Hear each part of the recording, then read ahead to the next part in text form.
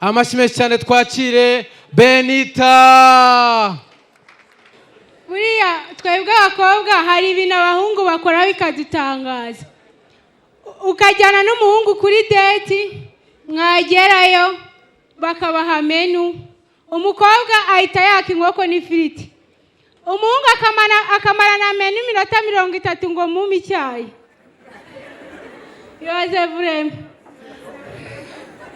No, hari na muhungu musohokana nyine mukajyana kuri date mwagerayo agatangira kuguhata ibibazo ngo none se ngiwanyu muvuka muri abana bangaye, ngo none se nguri umwana kangaye iwanyu, ukibaza naje kuri date cyanaje mwibarura.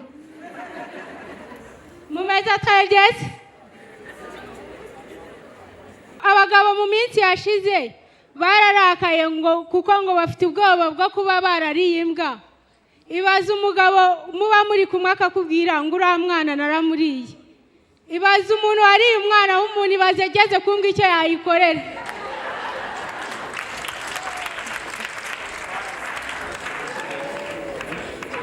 Mu meza twegeze Rubuyanga. Mu meza twegeze mu meza twegeze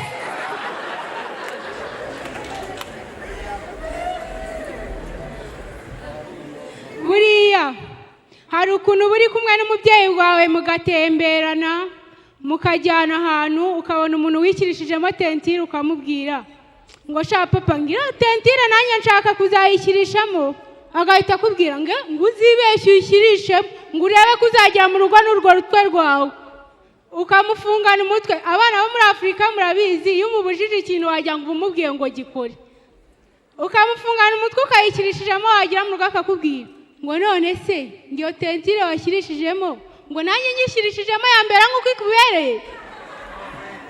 Ababyeyi bo mu Rwanda nabo bigize amasonge ntibakimenya ko bashaje. Noneho nanjye papa twajyanye mu kirori mbona umukobwa nyine waguzaga akabutura kagaguca kambaye mbona karamubereye, nanjye ndashya ngo nzakagura.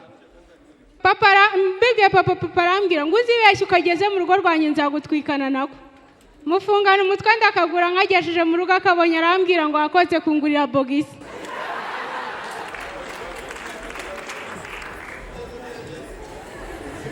Ndabona utabeza twebye wowe. Mu meza twebye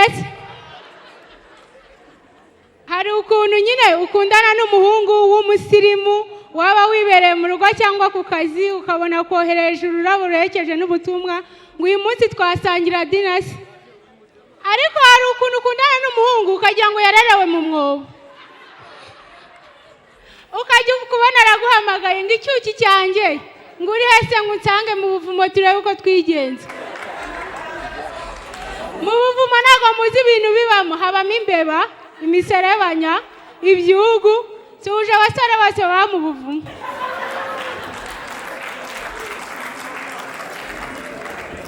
Mu meza twegeze amashyi menshi ku bahanzi bo mu Rwanda. Abahanzi bo mu Rwanda mubamera amashyi. Njye ndashimira abahanzi bo mu Rwanda batumye menya Igifaransa. Ubundi mbere umuntu yambazaga amagambo arimo Igifaransa nkayoberwa ibyo mubwiye.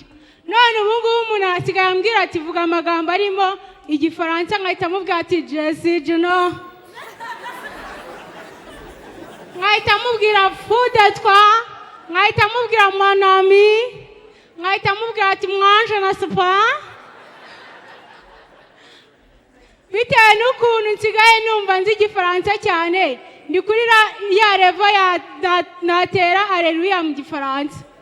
Mu meza twegeze murakoze cyane.